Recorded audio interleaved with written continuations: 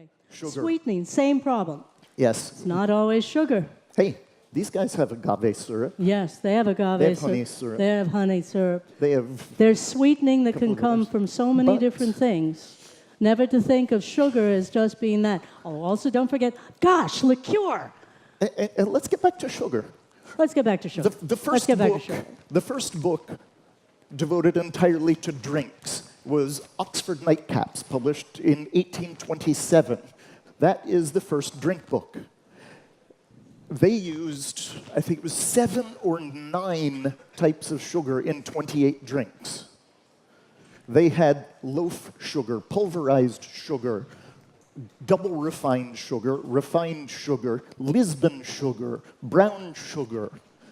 And now we've got Demerara sugar, turbinado sugar, castor sugar. Oh, and the infamous one, powdered sugar. Again, the evil problem. Everybody thinks you're talking about the confectioner's sugar you put on cambiadas. No. But you know what I don't see? You know what I don't see in bars sugar. these days? What? Molasses.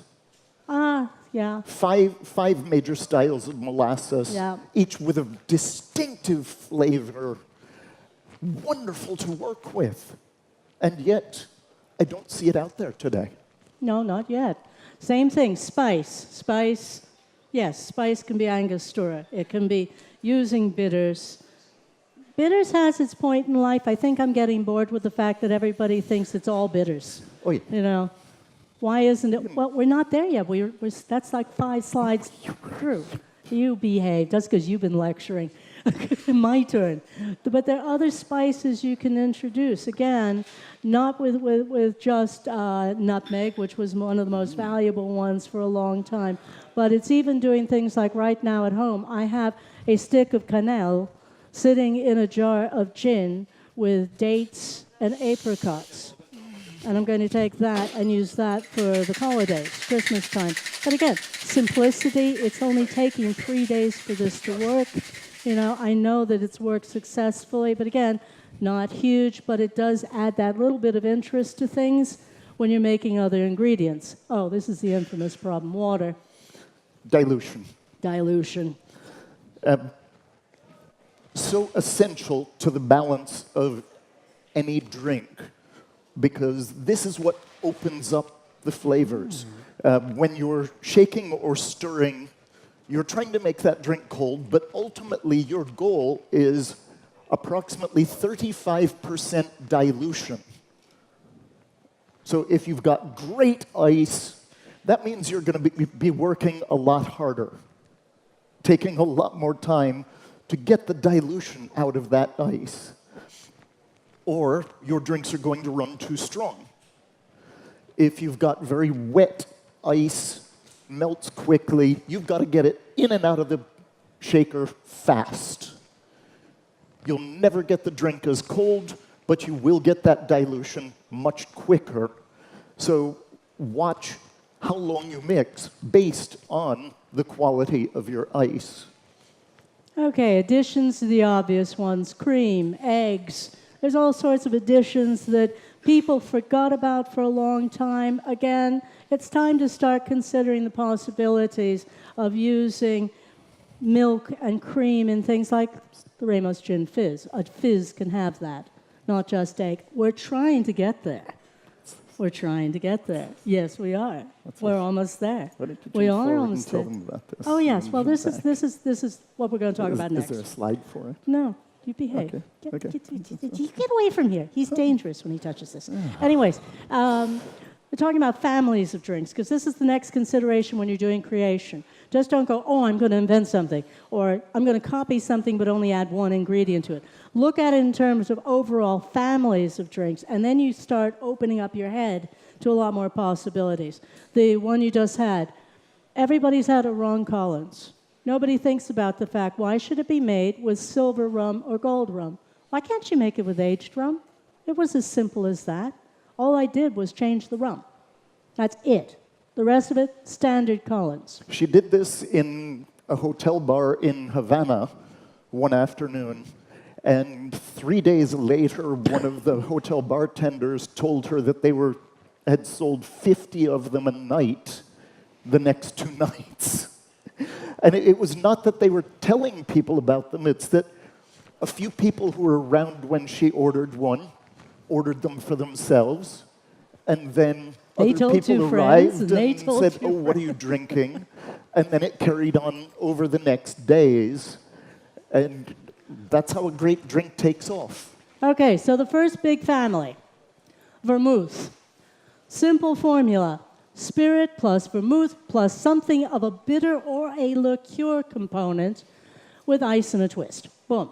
What do you end up when you do that? You get a martini, you get a Manhattan, you get a Presidente, you get a lovely drink that people have forgotten, Metropole. Metropole is vermouth and cognac. Why not? You get a Negroni. Don't forget a Negroni. And you also get a Matador, tequila and vermouth. Again, it's a family. The family is actually rather extensive. If you look at Harry Johnson's book in 1888 alone, there were over 4 dozen vermouth plus spirit drinks. Over 4 dozen. I'm sure if he kept going, he could have kept on going for a lot longer and a lot more fun. Just a matter of changing proportions. I mean, he loves to irritate people, making a 5-to-1 opposing reverse martini. Lovely drink with fish.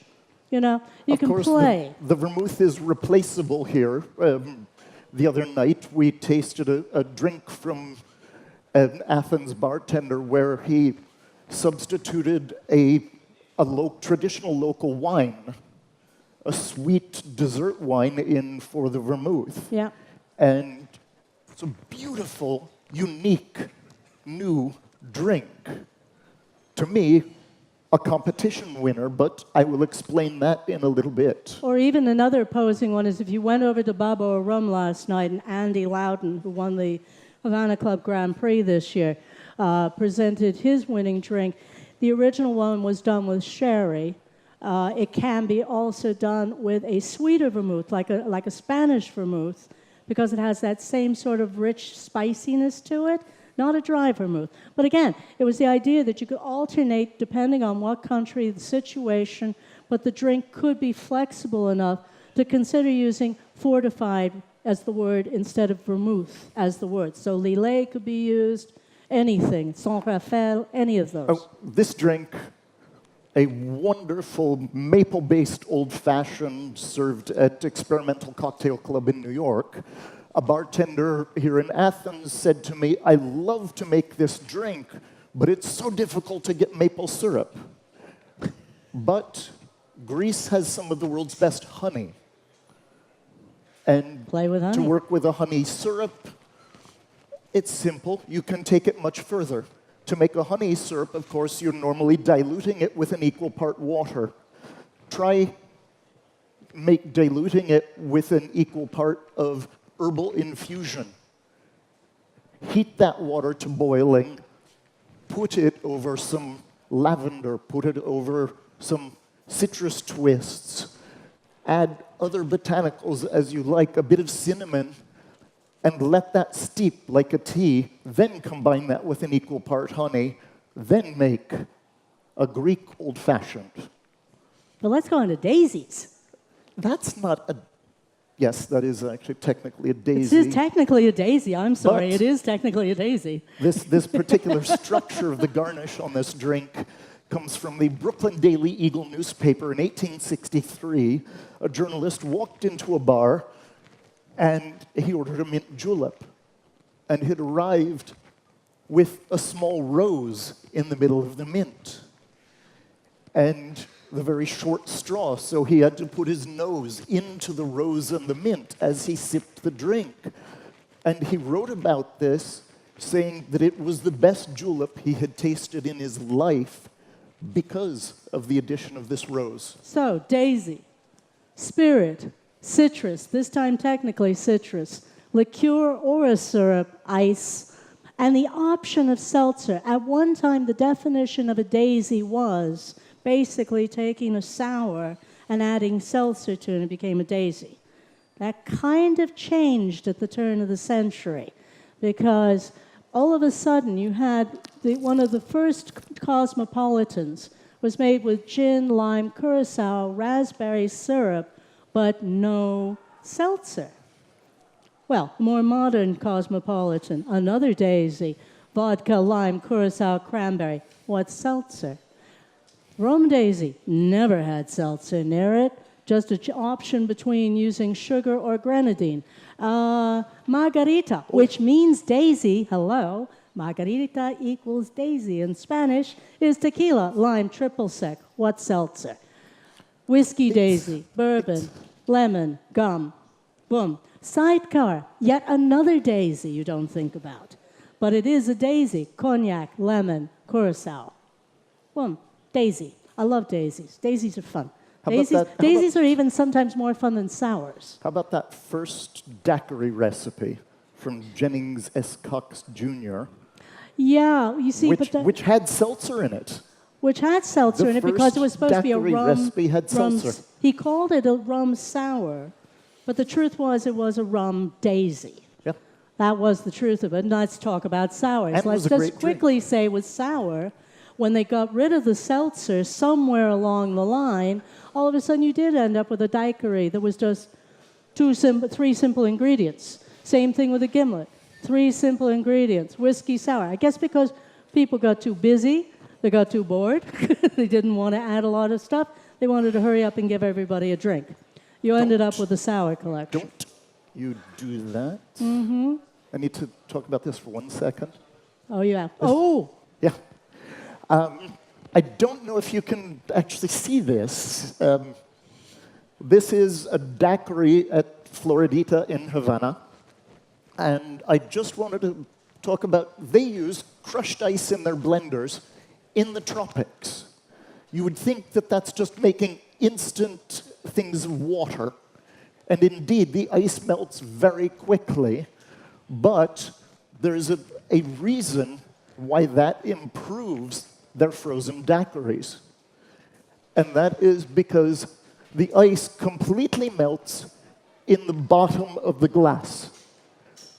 There is no ice here where the straw sits. And so when you sip this drink, you never get ice in the straw. You just get absolutely ice-cold daiquiri. And it's much more pleasant than drinking this rum slush that you get when a daiquiri is made with colder ice. It was an interesting revelation when we discovered why there was this pool down at the bottom, and that was not a negative. That was a major positive in the drink. Let's give me my favorite one. Luckily, they couldn't see that shot because it wasn't actually a daiquiri up there. It was a mulatta. Oh, behave. It was only a technical problem. Fizzes, spirits, citrus, sugar, seltzer water or soda, option of an egg. Interesting thing, gin fizz, obviously. Ramos gin fizz. This is a Ramos gin fizz, by the way. It's served inside of a goose egg in a spun sugar basket sitting in a glass-footed bowl. Yeah, that's how with they this serve beautiful horse's neck whipping out of the top. That's how they serve the Ramos gin fizz at the Ritz bar, at the Rivoli bar at the Ritz Hotel in London. But now you see, there's another version of this. It's one that I wish people would. Nick Strangeway had introduced this one in London, reintroduced about 5 years ago. We're almost there. Behave. Morning Glory Fizz. Taking the concept of a Ramos gin fizz and making it with a blended scotch. Don't try this with a single malt. It's horrible. But with a blended scotch, it's actually a touch of absinthe. Lovely, lovely drink. You can actually get women to drink scotch.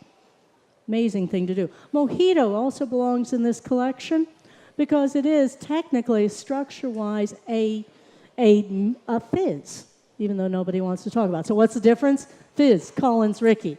Fizz is spirit, citrus, sugar, soda. Collins, spirit, citrus, sugar, soda. G&T. Well, okay, so use tonic water instead. A Ricky, no sugar.